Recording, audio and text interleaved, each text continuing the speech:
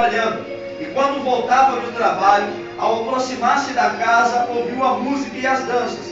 Chamou um dos criados e perguntou o que era aquilo. E o criado lhe informou: veio teu irmão, o teu pai mandou matar um novilho cevado, porque recuperou com saúde. Ele se indignou e não queria entrar. Saindo, porém, o pai procurava reconciliá-lo. Mas ele respondeu ao pai e disse: há tantos anos que te sirvo, sem jamais transgredir uma lei tua sequer. E nunca me destes um cabrito cevado para alegrar-me com os meus amigos. Vindo, porém, esse teu filho, que desperdiçou os seus bens com meretrizes, tu mandastes matar para ele um novilho cevado.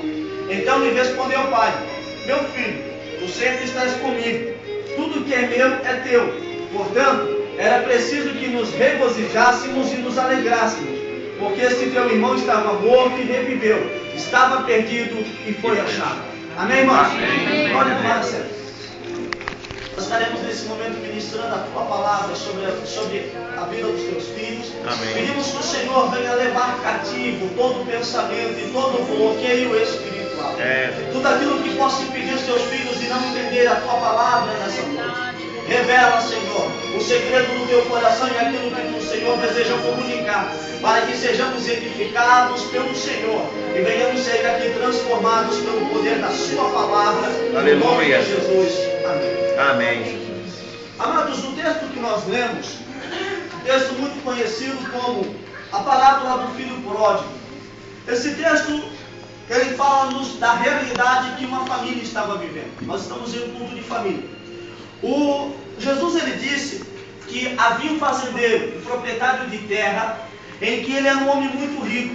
E aquela aldeia, aquela comunidade que estava à volta delas, daquela fazenda, dependia economicamente daquele fazendeiro. Ou seja, o sítio onde eles moravam, ele foi construído, ele se criou em volta da fazenda. E todos os habitantes daquele sítio eram empregados daquela família, trabalhavam nos campos daquela família.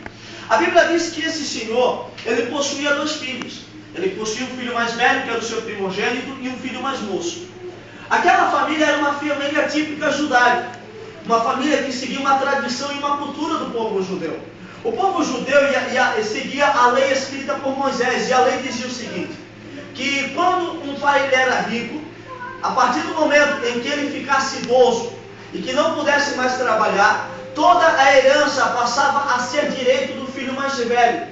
E o filho mais velho, por sua vez, ele tinha por obrigação sustentar o seu pai, porquanto ele não podia trabalhar. Porém, sendo ele agora herdeiro de toda a herança.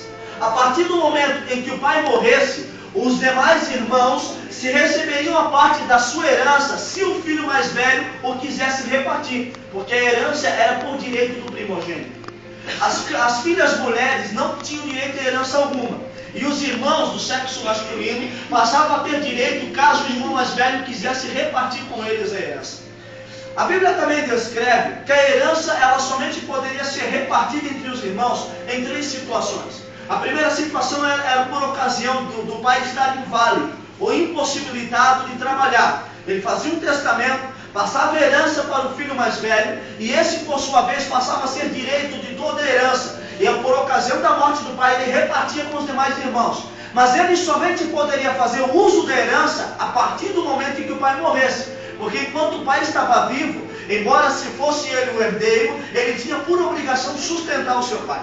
A segunda situação era por ocasião do pai contrair um segundo casamento. Se o pai era separado, divorciado ou viúvo, ele, ao contrair o segundo casamento, para que os filhos do segundo casamento não viessem ter direito à herança como um todo, ele fazia um testamento. E nesse testamento, ele passava a herança para o filho mais velho, seu primogênito, e depois ele repartia a parte menor da herança para os demais irmãos. Só que eles também só poderiam fazer uso da herança a partir do momento em que o pai morresse, quando o testamento entrasse em vigor. E a terceira situação era o pai, ao perceber que o filho mais velho, seu primogênito, não daria direito à herança aos seus irmãos, ele fazia um testamento. E nesse testamento, ele já fazia o repartimento da herança. Mas da mesma forma, o testamento somente entraria em vigor a partir do momento da morte do seu pai. O que nós vemos nesse texto é algo não típico, algo não muito comum. Uma situação que aconteceu nessa família que fugia completamente da regra e da cultura daquele povo. A Bíblia diz que o filho mais moço, ele procura o pai. Ele chega diante do pai e diz: pai, eu quero que você reparta a herança. O que o filho mais velho estava fazendo era uma atitude de ofensa contra o seu pai e contra o seu irmão mais velho.